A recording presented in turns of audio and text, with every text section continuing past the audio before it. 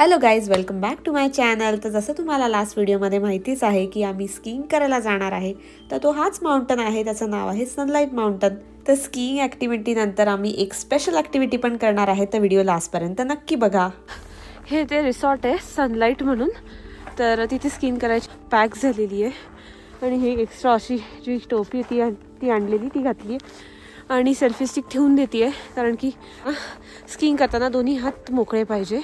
स्वतः यश आणि रिशान त्यांचे जे सगळे गिअर्स असतात ते घालतात आणि मग त्यांचं झाल्यानंतर मी जाणार आहे आणि इथे स्नो पडतोय। वाव,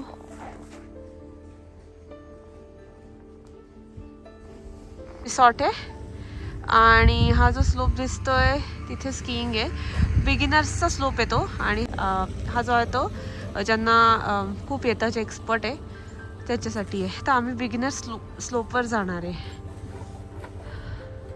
तर आता मी चालली आहे वर स्कीइंग करायला। खरं तर तुम्ही इथे ट्रेनिंग पण घेऊ शकता स्कीइंग कशी करायची, पण ते तुम्हाला सगळं शिकवतात की पहिल्यापासून कसं ट्राय करायचं, कारण की स्टार्टिंगला जेव्हा आपण ट्राय करायला जातो तेव्हा आपण पडण्याची शक्यता असते आणि प्लस इथे टेम्परेचर खूप जास्त थंड होतं, म्हणजे -13 डिग्री टेम्परेचर वगैरे होतं आणि फील्स लाईक तर ऑब्व्हियसली कमीच असतं इथे। घातलेलं आहे, आता चाललं आहे। तर जसं मी तुम्हाला म्हटलं, आम्ही हे स्कीइंग जे आहे ते फर्स्ट टाइम ट्राय करत होतो, त्यामुळे आम्हाला ते स्की गिअर घालताच खूप वेळ गेला आणि तुम्ही माझ्या मागे बघू शकतात की इथे ही चेअर लिफ्ट आहे। ती चेअर लिफ्ट तुम्हाला पूर्ण माउंटनच्या वरपर्यंत नेते आणि मग तुम्ही स्की करत खाली यायचं आणि मग परत तुम्ही या चेअर लिफ्टने वर जाऊ शकता। तर मी इथे बघितलं खूप छोटे मुलं पण खूप छान स्कीइंग करत होते, कारण की ते लहानपणापासूनच शिकतात त्यांच्या आईवडिलांबरोबर आणि मग त्यांना कॉन्फिडन्स येतो। तर आम्ही इथे लोकांचं बघून थोडंसं स्कीइंग ट्राय करत होतो। तर मी हे ट्राय केलं आहे, मला ऑफकोर्स जमलं नाही आहे प्रोफेशनलसारखं, पण थोडंफार मी करू शकली असं मला वाटतं। तुम्ही मला सांगा मी कसं केलं आहे।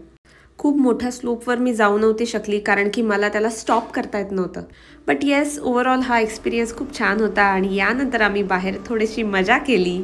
लहानपणी कार्टून्समध्ये स्नो एंजल्स बनवतात हे बघितलेलं, तर हे आज मी एक्सपिरियन्स केलं। आत्ताच मस्त स्कीइंग करून आलो, जास्त काही जमलं नाही, जेवढं जमलं तेवढं केलं आणि आत्ता यानंतर कॉफी पिली, त्याच्यानंतर आलो आहे आयन माउंटन हॉट स्प्रिंगला।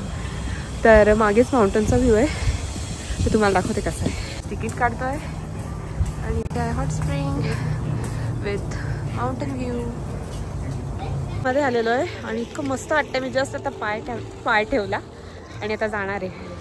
तर तुम्हाला सांगते, या दिवसाचा हा बेस्ट एक्सपिरियन्स होता, म्हणजे स्कीइंगपेक्षा पण सगळ्यात रिलॅक्सिंग काय होतं तर हे। तर स्कीइंग करून थकून आल्यानंतर आणि ते पण -13 -14 डिग्री टेम्परेचरमधनं स्कीइंग करून आल्यानंतर आम्ही इतकं थकलो होतो, तर त्यानंतर असं रिलॅक्सिंग हॉट बाथ खूप गरजेचा होता।